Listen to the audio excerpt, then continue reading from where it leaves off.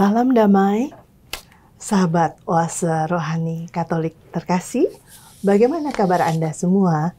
Semoga Anda dalam keadaan sehat, bahagia, tak kurang satu apapun, dan tetap bersemangat pada hari ini karena begitu besar rahmat dan kasih setia Allah menyertai kita.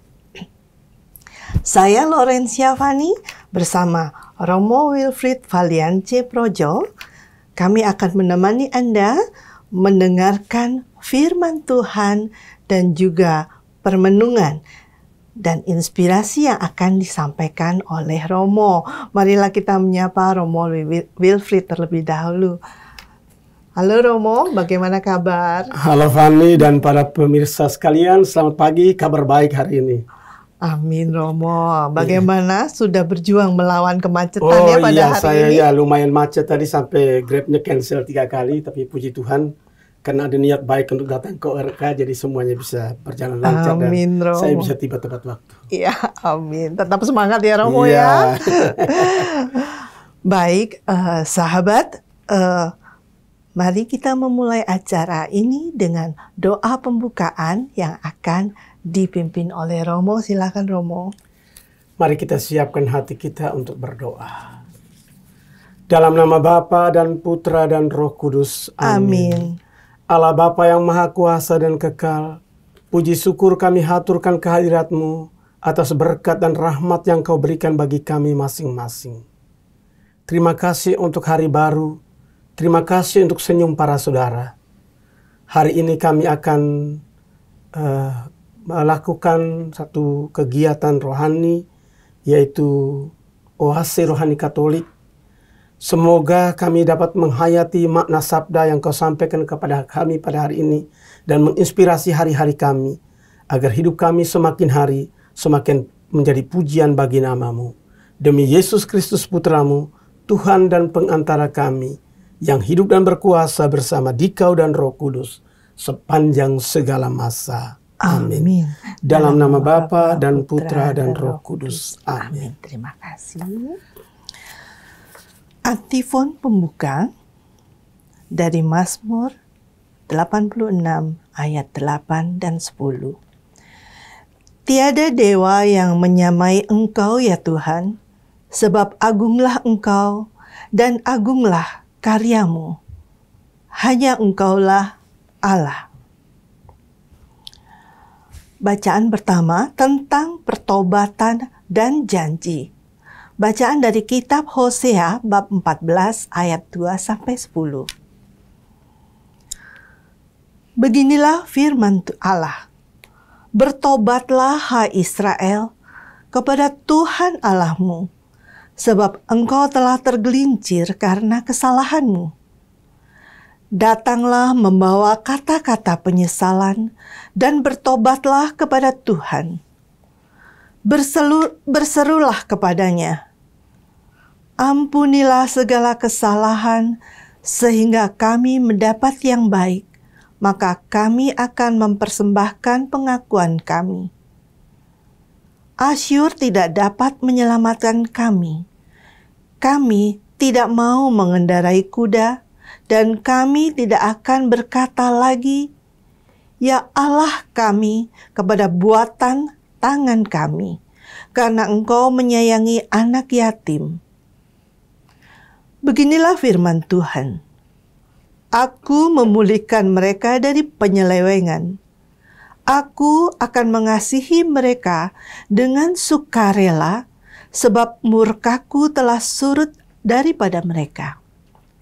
Aku akan menjadi seperti embun bagi Israel, maka ia akan berbunga seperti bunga bakung dan akan menjulurkan akar-akarnya seperti pohon hawar. Ranting-rantingnya akan merambak, semaraknya akan seperti pohon zaitun dan berbau harum seperti yang di Libanon. Mereka akan kembali dan diam dalam naunganku. Mereka akan tumbuh seperti gandum. Mereka akan berkembang seperti pohon anggur yang termasyur seperti anggur Libanon. Efraim, apakah lagi sangkut pautku dengan berhala-berhala? Akulah yang menjawab dan memperhatikan engkau. Aku ini seperti pohon sanobar yang menghijau, daripadaku engkau mendapat buah. Siapa yang bijaksana, biarlah ia memahami semua ini. Siapa yang budiman, biarlah ia mengetahuinya, sebab jalan-jalan Tuhan adalah lurus, dan orang benar menempuhnya. Tetapi pemberontak tergelincir di situ. Demikianlah sabda Tuhan. Syukur kepada Allah. Mazmur tanggapan. Akulah Tuhan Allahmu, dengarkanlah suaraku. Akulah Tuhan Allahmu, dengarkanlah suaraku. Aku mendengar bahasa yang tidak kukenal. Akulah yang telah mengangkat beban dari bahumu dan membebaskan tanganmu dari keranjang pikulan. Dalam kesesakan engkau berseru, maka aku meluputkan engkau. Akulah Tuhan Allahmu, dengarkanlah suaraku. Aku menjawab engkau dengan bersembunyi di balik badai. Aku telah menguji engkau dekat Meriba. Dengarlah hai umatku, aku hendak memberi peringatan kepadamu. Hai Israel, kiranya engkau mau mendengarkan aku. Akulah Tuhan Allahmu, dengarkanlah suaraku. Janganlah ada di antara Allah lain, dan janganlah engkau menyembah orang asing. Akulah Tuhan Allahmu yang menuntun engkau keluar dari tanah Mesir. Akulah Tuhan Allahmu, dengarkanlah suaraku. Sekiranya umatku mendengarkan aku, sekiranya Israel hidup menurut jalan yang kutunjukkan, umatku akan kuberi makan gandum yang terbaik, dan dengan madu dari gunung batu aku akan mengenyangkannya. Akulah Tuhan Allahmu, dengarkanlah suaraku. Terpujilah Kristus Tuhan, Raja mulia dan kekal. Terpujilah Kristus Tuhan, Raja mulia dan kekal. Bertobatlah sabda Tuhan, sebab kerajaan surga sudah dekat. Terpujilah Kristus Tuhan, Raja mulia dan kekal. Tuhan bersamamu dan bersama rohmu. Inilah Injil Yesus Kristus menurut Markus. Dimuliakanlah Tuhan. Sekali peristiwa, datanglah seorang ahli Taurat kepada Yesus dan bertanya kepadanya,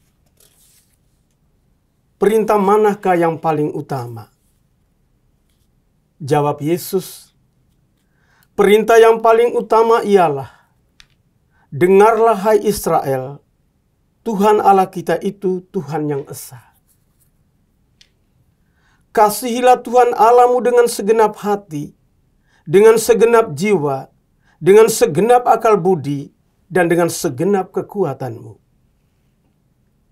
Dan perintah yang kedua ialah, kasihilah sesamamu manusia seperti dirimu sendiri. Tidak ada perintah lain yang lebih utama daripada kedua perintah ini. berkatalah ahli-ahli Taurat itu kepada Yesus, "Guru, tepat sekali apa yang kau katakan, bahwa Dia itu esa, dan bahwa tidak ada Allah lain kecuali Dia." Memang mengasihi Dia dengan segenap hati, dengan segenap pengertian, dan dengan segenap kekuatan, serta mengasihi sesama manusia seperti diri sendiri, jauh lebih utama daripada semua korban bakar dan persembahan. Yesus melihat betapa bijaksana jawaban orang itu. Maka ia berkata kepadanya, "Engkau tidak jauh dari kerajaan Allah." Dan tak seorang pun berani lagi menanyakan sesuatu kepada Yesus. Demikianlah sabda Tuhan. Terpujilah Kristus.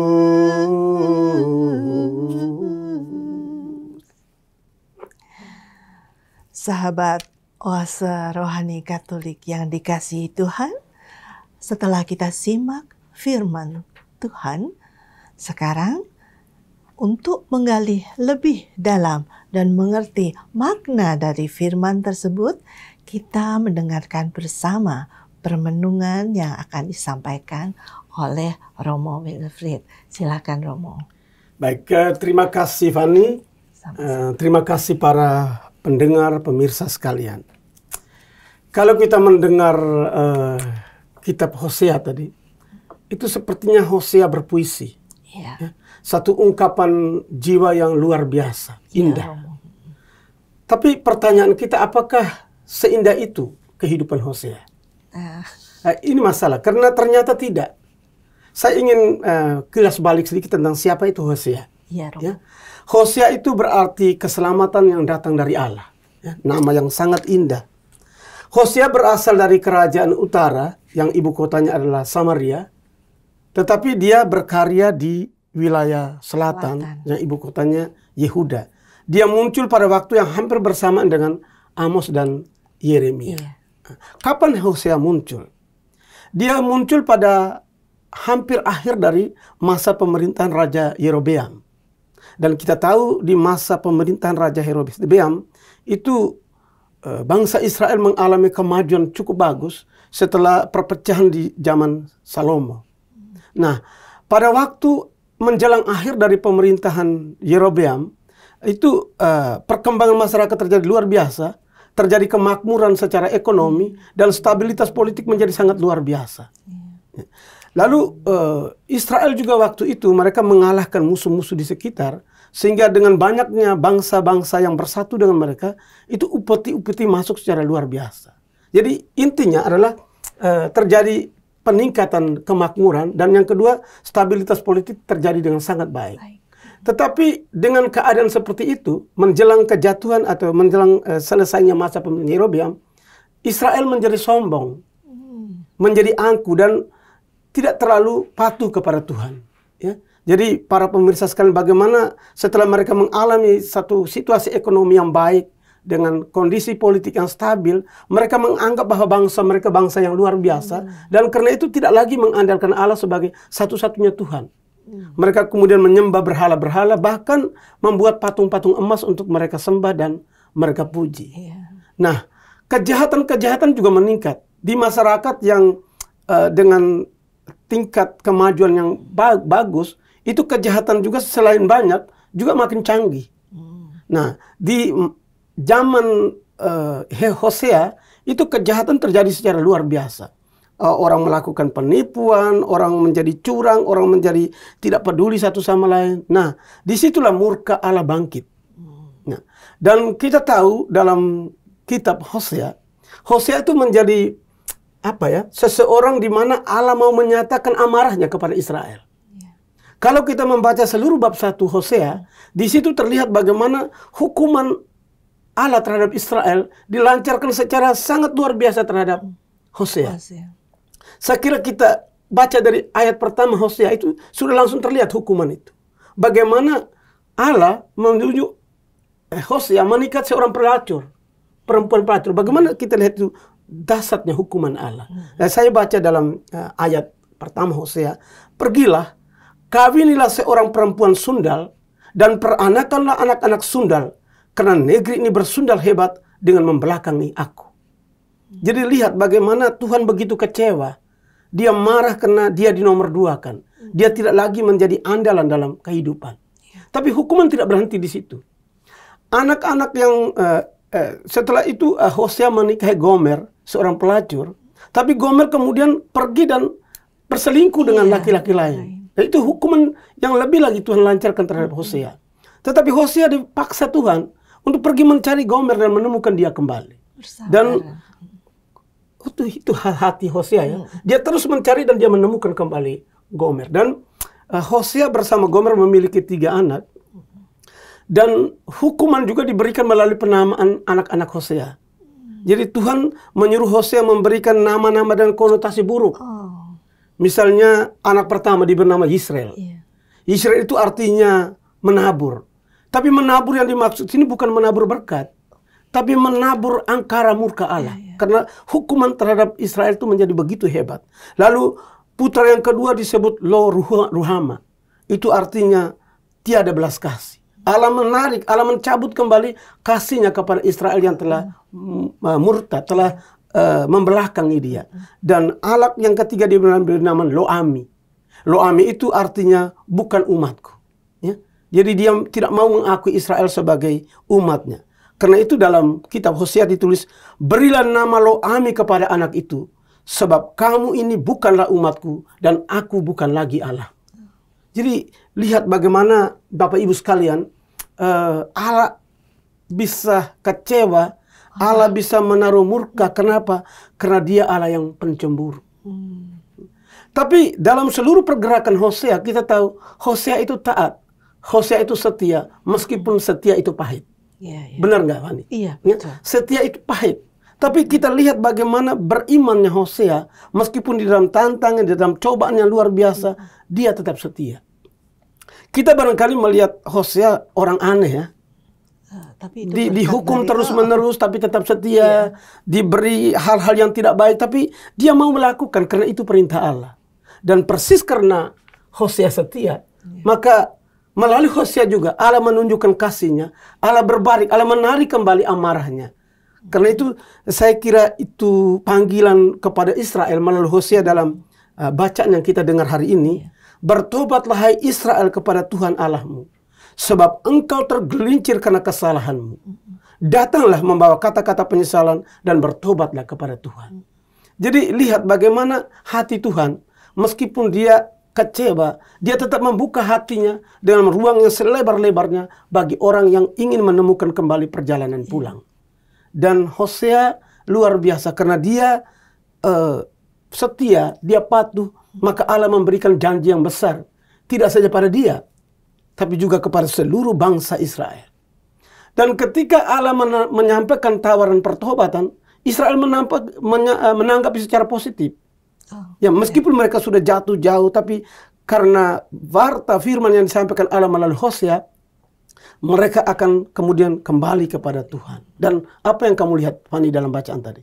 Tuhan memberikan janji-janji yang luar biasa. Ya, kepada umat yang berdosa tetapi bertobat. Kepada siapapun yang punya niat baik untuk kembali ke jalan yang benar, Tuhan selalu punya berkat yang istimewa. Dan kita cek dalam bacaan tadi, Tuhan apa saja janji Tuhan. Yang pertama Tuhan katakan, kasih sayang besar lagi akan kuberikan kepadamu. Dan dengan serangkaian janji, aku akan memulihkan mereka dari penyelewengan. Jadi dengan tangannya yang kuat, Tuhan Allah mengangkat Israel dari keterpurukan. Ya. Dan dia juga mengatakan, aku menjadi seperti embun bagi Israel. Ya. Maka ia akan berbunga seperti bunga bakung. Dan akan menjulurkan akar-akarnya seperti pohon hawar. Ranting-rantingnya merambak, semaraknya akan seperti pohon zaitun, dan berbau harum seperti yang di Libanon. Apa maksudnya pohon zaitun yang di Libanon? Itu artinya the best quality. Ya. Pohon zaitun ada di mana-mana, tetapi pohon zaitun yang di Libanon itu yang terbaik, the best. Karena itu Tuhan memberi janji, kalau kita berdosa tetapi kita mau kembali, kita mau berbalik, dia akan merangkul kita dengan kasih yang sepenuh hati. Ya. The best quality dia akan berikan kepada kita. Karena itu saya mau ajak kita sedikit berefleksi tentang bagaimana kehidupan Hosea dan bagaimana seharusnya kita lakukan ketika kita sadar bahwa kita makhluk yang lemah, ya, makhluk yang Tuhan ciptakan dalam kerapuan, tapi ruang, kesempatan, peluang untuk berbalik selalu ada. Karena itu kalau kita ikuti apa yang saya katakan dari riwayat Hosea dan situasi Israel di masa Yerobeam, ya, seringkali kita seperti itu. Di saat kita lagi naik daun, ya, lagi jaya, mengalami pencapaian-pencapaian yang mengejutkan luar biasa. Kadang-kadang kita berpikir semua itu karena saya, ya. Itu prestasi saya. Lalu kita mengandalkan kekuatan kita sendiri, ya. Dan lihat, begitu kita mengandalkan kekuatan sendiri, tidak lagi melihat seseorang sebagai sesuatu di mana kita harus melangkah menuju, kita artinya bisa tersesat di jalan yang salah. Dan disitulah dosa, kesalahan yang kita lakukan terus-menerus akan membawa kita kepada hukuman Tuhan juga. Karena itu saya kira Tuhan itu setia, ya. Melalui kisah Hosea, kita rasakan kasih setia Tuhan yang luar biasa. Dia tetap mengangkat kita dari keterpuruk. Bahkan dia menggendong kita ketika kita jatuh di lembah kekelaman. Dia Allah yang setia. Karena itu saya mau kutip apa yang dikatakan oleh Santo Paulus. Ya, dia katakan, jika kamu mati dengan dia, kita akan hidup dengan dia. Jika kita bertekun, kita akan memerintah dengan dia. Jika kita menyangkal dia, dia pun akan menyangkal kita. Tapi jika kita setia, dia tetap setia karena dia tidak dapat menyangkal dirinya sendiri. Ini satu hakikat Allah yang luar biasa, ya. Allah yang penuh kasih, Allah yang penuh cinta, tidak bisa menyangkal bahwa dia Allah dengan esensi seperti itu. Karena itu saya kira sangat penting kita mencontoh hidup Hosea. Ya. Pengorbanan, penderitaan itu pahit. Tapi setia itu pahit, tetapi jadi mari kita belajar bersama-sama. Kita makhluk yang lemah, kita makhluk yang rapuh, tetapi kita tahu kita punya Tuhan yang luar biasa, Tuhan yang setia. Dia akan mengangkat dan menggendong kita dari keterpurukan hidup kita. Amin, Romo. Bagus sekali. Sahabat Oase Rohani Katolik terkasih, kita akhiri dulu sesi pertama ini, ya Romo. Nanti kita akan lanjut di sesi kedua. Jangan kemana-mana, tetap setia seperti Hosea, menanti kita bertemu lagi di sesi kedua.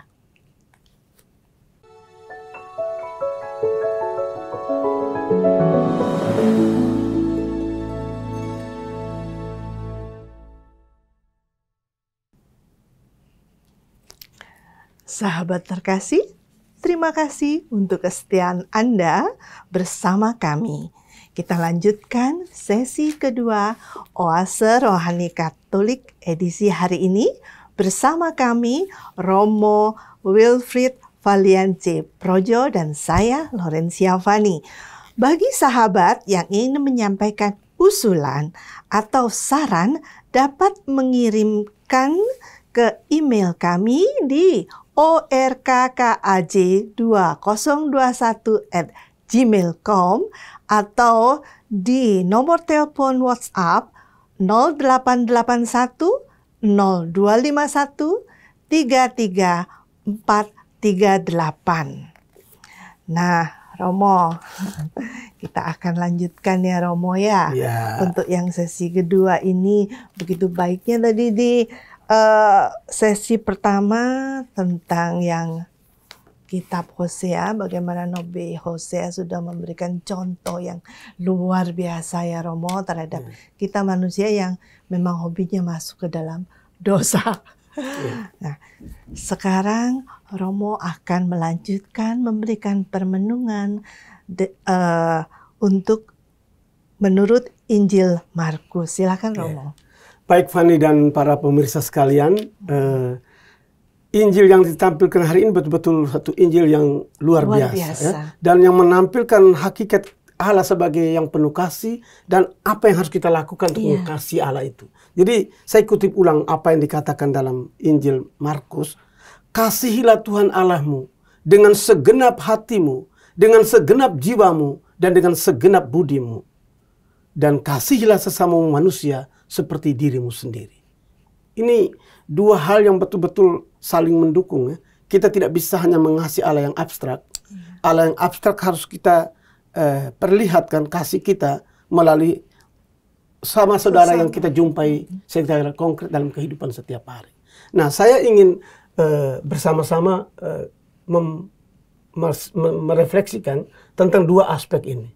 Yang pertama, kasihilah Tuhan Allahmu dengan segenap hatimu, dengan segenap jiwamu, dengan segenap akal budimu, dan dengan segenap kekuatan. Ya. Jadi ini sebenarnya ada banyak aspek di dalam kasih kepada Allah. Yang pertama, Tuhan katakan, kasihlah Tuhan Allahmu dengan segenap hatimu. Kita tahu, Bapak Ibu sekalian, apa itu hati?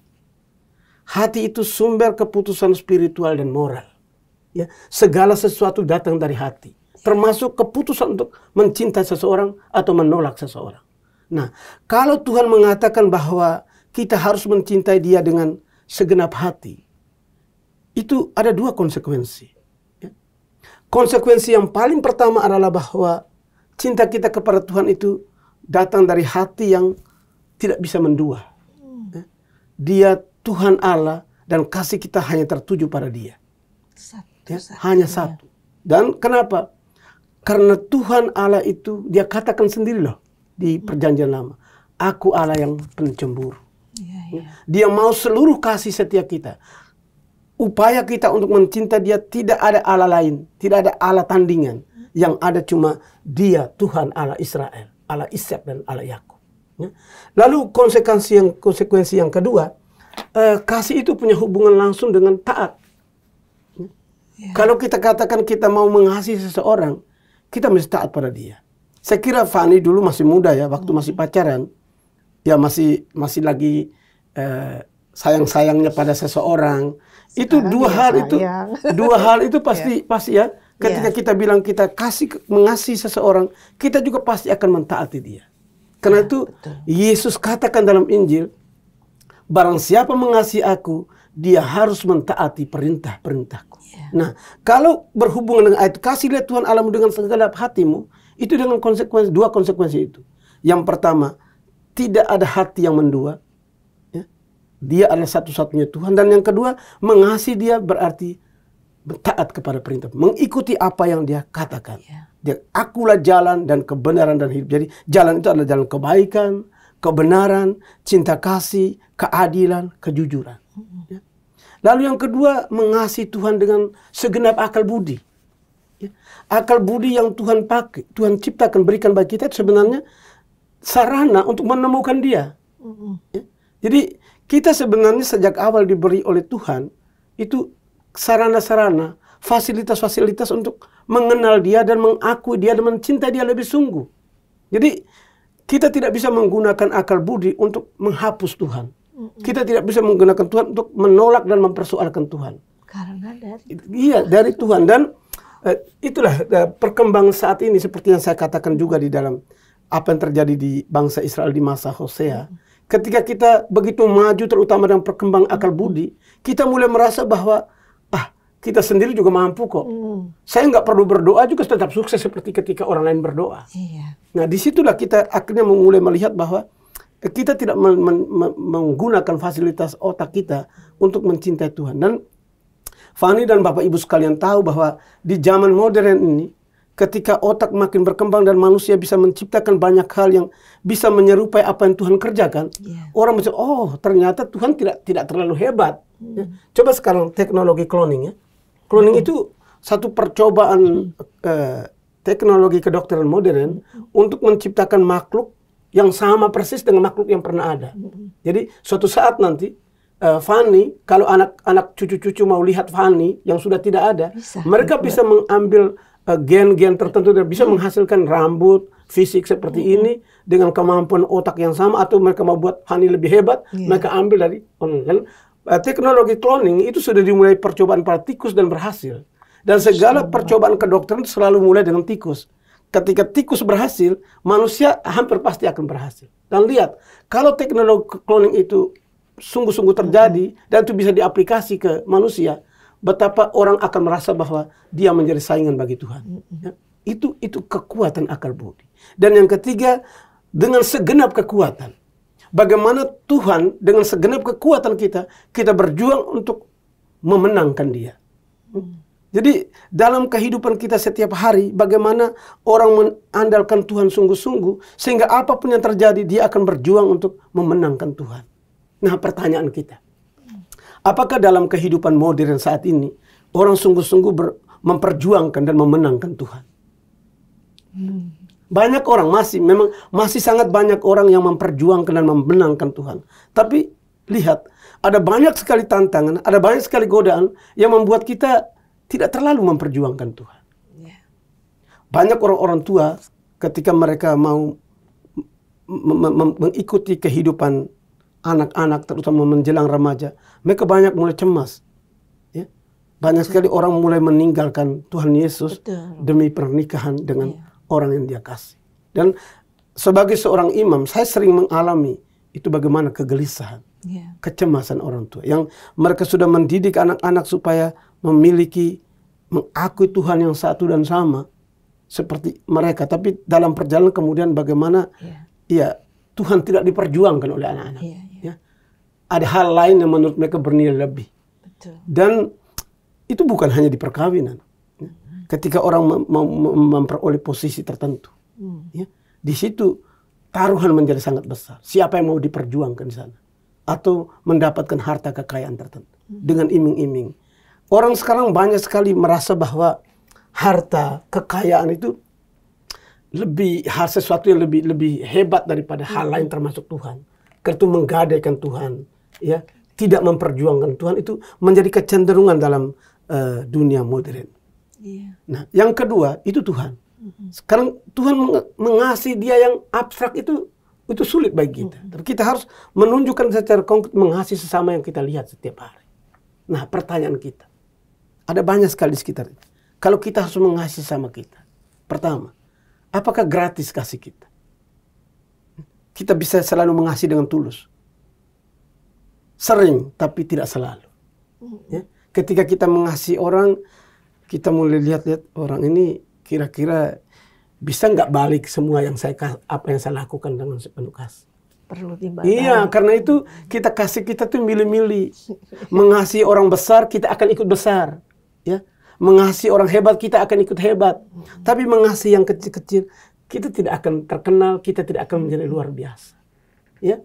Lalu yang kedua, Tuhan katakan, kasihilah dirimu orang lain seperti mengasihi dirimu sendiri. Paling ingat gak? Atau Bapak Ibu sekalian, dalam hidup setiap hari, kita itu berusaha untuk menjaga nama baik kita. Ya. Kita selalu berjuang supaya kita itu selalu punya reputasi yang baik, benar di mata orang. Tapi betapa sering dan gampang kita merusakkan orang lain. Kita tidak mengasihi mereka. Kita hanya mengasihi diri kita, menjaga supaya kita kelihatan baik dan sempurna. Tapi begitu gampang kita dengan perkataan kita, dengan perbuatan kita merusak reputasi orang. Tidak mengasihi orang.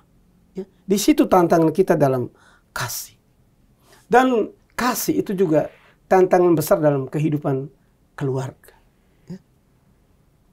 Seringkali konflik. Ya. Konflik itu perkelahian. Datang dari hal-hal kecil. Yang kemudian merembes menjadi hal-hal yang besar. Ya. Itu contoh saja ya, di rumah. Suami mau tanam mawar, istri mau tanam melati. Ya. Mereka bisa saja tidak sepakat dan berantem lalu bunga tidak jadi ditanam. itu hal-hal kecil sebenarnya. Atau saya banyak berpengalaman sebagai pastor ya, di paroki atau OMK. Mereka latihan kor begitu lama, begitu bagus hasilnya juga, atau di lingkungannya. Tapi setelah perjuangan yang begitu hebat, tidak sepakat soal kostum saja, itu bisa bubar. Jadi bagaimana itu tantangan kita dalam mengekspresikan kasih di tengah kehidupan kita setiap hari. Nah, kasih kita juga sering itu masih tersekat-sekat. Ya. Kita kurang mengasihi secara luas seperti bagaimana Yesus. Di dalam Yesus itu, hati Yesus itu luas. Semua orang dari segala suku, bangsa, budaya punya tempat di dalam. Tapi kasih kita tuh masih geto-geto, masih terkelompok-kelompok. Hati kita sekat-sekatkan sehingga tidak semua orang bisa masuk. Hanya orang yang masuk dalam kelompok kita, geng kita, klik kita masuk di dalam. Ya. Jadi saya mau kasih satu ilustrasi tentang bagaimana Mahatma Gandhi ya. Mahatma Gandhi itu seorang Hindu dan dia itu pengagum berat Yesus Kristus. Di masa mudanya dia begitu serius mendalami Alkitab. Dia mengagumi kata-kata Yesus dan dia sebenarnya memimpikan suatu saat dia akan menjadi Kristen atau menjadi Katolik. Tapi apa yang terjadi? Politik apartheid yang berlaku waktu itu, yang termasuk di India, itu menghalangi langkahnya. Ketika dia sedang melangkahkan kaki menuju gereja untuk mendengar lebih lanjut inspirasi dari kasih yang Yesus tunjukkan, dia dicegat orang di pintu. Kamu hitam, tidak boleh masuk ke dalam gereja ini.